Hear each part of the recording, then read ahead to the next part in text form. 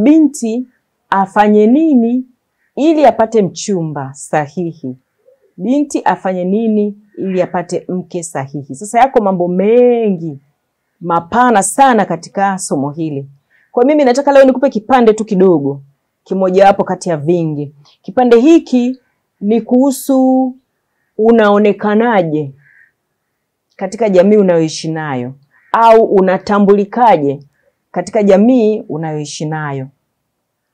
Kwa hiyo kipande hiki kina msingi katika ukweli kwamba kama wewe ni binti, na ninamshukuru sana kwa ajili ya Mungu kwa ajili ya baadhi ya mabinti. Namshukuru Mungu sana kwa ajili ya baadhi ya mabinti ambao wameweza kuja pamoja na wameona kwamba wao ni mabinti wamefikia umri wa kuolewa, na wameweza kunitafuta mimi, wanatafuta walimu mbalimbali kwa vipindi tofauti tofauti ili kuweza kujifunza ni nini natakiwa nifanye ili niweze kupata mchumba, niweze kuolewa, nipate mchumba, mtu ambaye ni mtu sahihi.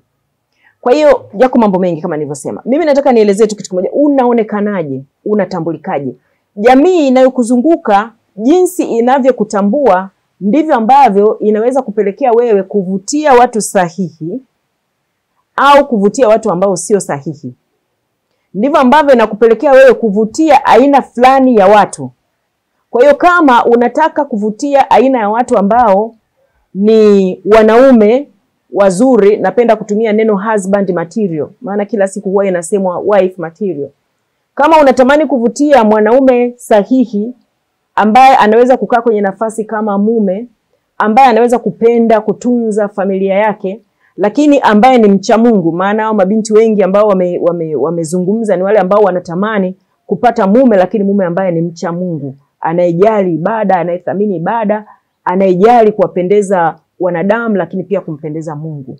Sasa kama ndivyo unavyotamani, ni muhimu sana wewe mwenyewe ukae katika namna ambayo inakutambulisha kwenye jamii hivyo, kwamba wewe mwenyewe uwe wa kufanana hivyo. Wewe mwenyewe ni mcha Mungu. Wewe mwenyewe una zile tabia ambazo Kiingereza wanasema decent, tabia ambazo zinavutia mtu mwenye akili nzuri.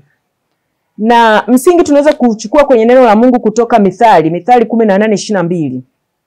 Mithali 18:22 inasema, apataye mke apata kitu chema, naye ajipatia kibali kwa Bwana.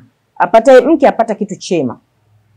Sasa kama anasema apataye mke, manake apataye mke Kiingereza wanasema whoever finds, yani anayempata, manake ni yule ambaye anahitaji mchumba. Siku unampata sasa mchumba, unampata awe mke, Biblia inasema unapata kitu chema.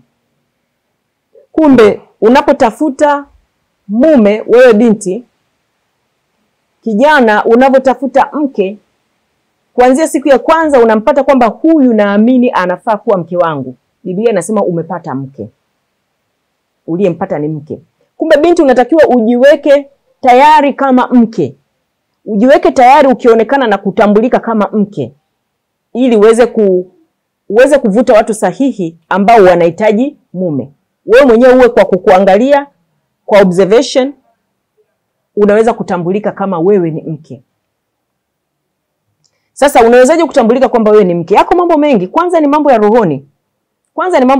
Kwa sababu wale ambao mara kwa mara tumezungumza nao ni wale wanaosema wanatamani pia kupata mume ambaye anasali, mume ambaye ni mcha Mungu. Kwa hiyo wewe mwenyewe ujitambulishe kwa rohoni mbele za Mungu kwa njia ya maombi, ili kwamba wewe unapoomba, maana yake wewe mwenyewe unakwenda kwenye madhabahu ya Mungu kusema naye, uweze kukutana na mume ambaye na yeye anakwenda kwenye madhabahu ya Mungu kusema naye kuhusu mke.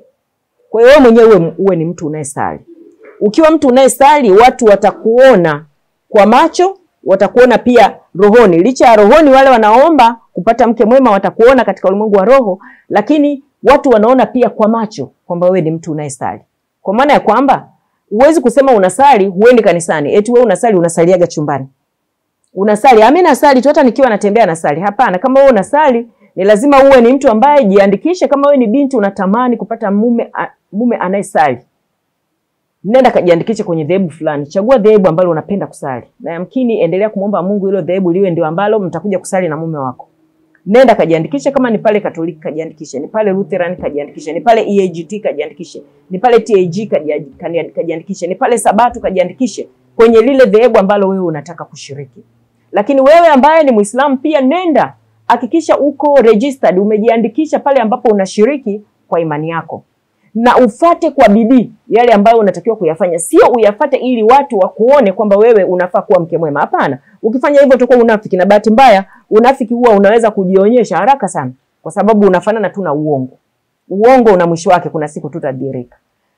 Fata imani kwa sababu umekusudia kufuata imani na umekusudia kuomba Mungu akupe mke ili siku mtakapofunga ndoa mfuate hiyo imani. Kwa hiyo fata kwa moyo wote. Fata vipindi vya katikati ya wiki.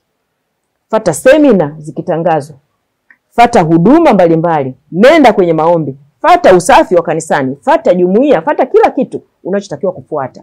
Kwa sababu ile kukuona tayari na kutambulisha wewe ni nani. Na ile kukuona ni kitu muhimu sana. Kitu muhimu sana. Na hapa ninaongea habari ya wewe binti ambaye umekuwa unahitaji mchumba, ambaye unaona wakati umefika kwamba Mungu akupe mume uweze kuolewa. Lakini pia unaweza kuwa uko kazini, lakini uko kwenye cheo fulani na unatamani kupata promotion, unatamani kukua, kuongezeka katika vyeo kwenda kwenye cheo kingine. Unatamani kupata promotion. Kama wewe unatamani kupata promotion uwe mkurugenzi mkuu, uwe managing director, muonekano wako leo unatakiwa uanze kubadilika kufanana na managing director. Fanana kuanzia mavazi, fanana kuanzia unavyotembea, unavyokaa, fanana unavyozungumza, fanana unachofanya wakati wa vikao. Vile ambavyo unamwona managing director anafanya kwenye vikao, fanana na wewe. Kama ni kusoma, soma vitu ambavyo unajua managing director huwa anavijua. Soma hivyo.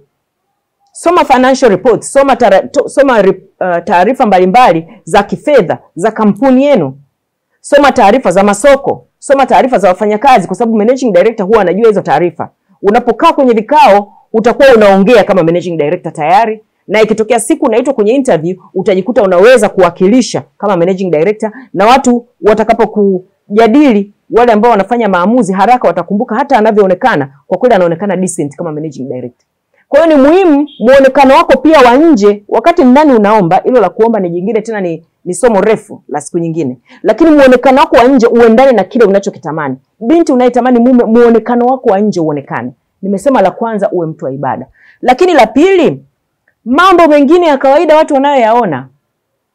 Nyakati za karibuni nimekuwa nikitembea katika vyuo vya tertiary level institutions, higher learning institutions, vyuo ambavyo ni vya juu. Nimekuwa nikitembea vyuo kadhaa. Nimeona mambo mengi ambayo yanafanywa, mambo ambayo kwa kawaida yana uwezo wa kumfanya mtu aone huyu mtu sio mtulivu. Aone huyu binti sio mtulivu, sio binti anaweza kafaa kuwa mke. Mengi sana wanayafanya mabinti wengi nimeyaona. Na nitaeleza baadhi. Kwa mfano la kwanza ni jinsi tu ya kutembea. Binti, jinsi unavyotembea, mke ana namna yake ambayo huwa anatembea. Kama ambavyo nimesema, unatamani kuwa managing director, leo anza kuonekana kama managing director. Unatamani kuwa mke, anza kuonekana leo kama mke. Iko siku utabeba mimba, iko siku utakuwa na mtoto mchanga. Angalia wanawake wanavyotembea. Waangalie wanawake wanavyotembea na wewe jifunze. Sio unatembea tu kivyako, jinsi ambavyo unakwenda, unaburuza miguu. Naweza nikaonyesha mifano kidogo ukaiangalia. Unaburuza miguu, kwara umevaa viatu ambavyo ni vya wazi, unaburuza miguu. Mwanamke mtulivu huwa atembei hivyo.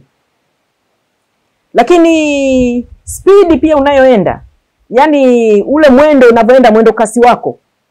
Mwanamke huwa atembei mwendo kasi wa jinsi hiyo. Na ni vizuri sana mwanamke ukawa ni mtu ambaye unaonekana ni mtu aliyetulia, mwenye utulivu wa ndani. Utulivu wa ndani pia unamaanisha ratiba zako unazipanga vizuri. Unahitaji kwenda mahali, utatembea mwendo mzuri wa kawaida, utafika kwa wakati.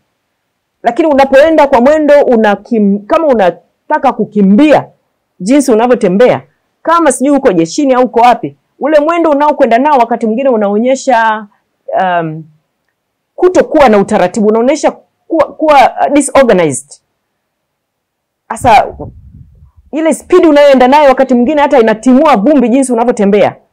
Yaani mwanamke hivyo vitu vinakuwa sio kabisa. Lakini jinsi unavyokaa, nimeona pia jinsi mabinti wanavyokaa. Binti anakaa amesambaza miguu. Amesambaza miguu kabisa. Sio sahihi. Binti anavyokaa, ule muda anapoinuka, anapojaribu kuketi. Binti nimeshaona wakati mwingine binti anaketi mpaka jinsi anavyokaa, akifika chini amekaa, nguo zimeshainuka karibu zinafika kiunoni. Au wakati mwingine nguo ilikuwa na namna fulani ambavyo siku hizi stylish, watu wanavaa nguo kidogo zina style. Imeshachanika na mpasuo. Either jinsi anavyotembea au jinsi anavyokaa. Imeshachanika pwe, ndio unagundua kwamba hivyo vitu haviendani na wewe kama mke. Mke anakuaga na utulivu wa aina fulani katika kutembea, katika mambo yote. Katika kukaa, unapokaa kama umevaa nguo ya marinda, inatakiwa kwa kiasi kikubwa yale marinda yabaki kama yalivyo. Kama ni nguo inampasua, ibaki salama, inampasua, sio inapasuka kwa jinsi wewe unavyojikalisha. Kama ndani ulikuwa umevaa vitu vingine, viwe salama, sio mpaka vinaenda pembeni, vitu vingine vinaweza kupita kwa jinsi unavyotembea na jinsi unavyokaa. Hayo yote mwanamke unayejiandaa kuwa mke, muonekano wa nje unapaswa kuzingatia. Angalia jinsi ya kuongea. Angalia jinsi ya kuongea. Nimeona wakati mwingine binti anazungumza, yuko na kijana, sijui wako kwenye mazungumzo gani, wako mbali, hata kama ni mazungumzo ya kawaida tu. Lakini binti unaongea bila utulivu, maneno kama cherehani. Unaongea bila kusikiliza. Yaani ile yenyewe tu inaweza kumfanya hata mwanamume ambaye alikufikiria ni mwanamke mzuri kuongea naye akakosa hamu na wewe. Na mimi nimekuwepo kwenye hii huduma sasa kwa muda kidogo. Kwa hiki kipindi nimekuwepo kwenye huduma, wakati mwingine nawauliza vijana, wananiambia hivyo kwamba yani mtu akiwa anaongea mno, yani kiasi kwamba hata hasikilizi, wanakosa hata hamu ya kuongea naye.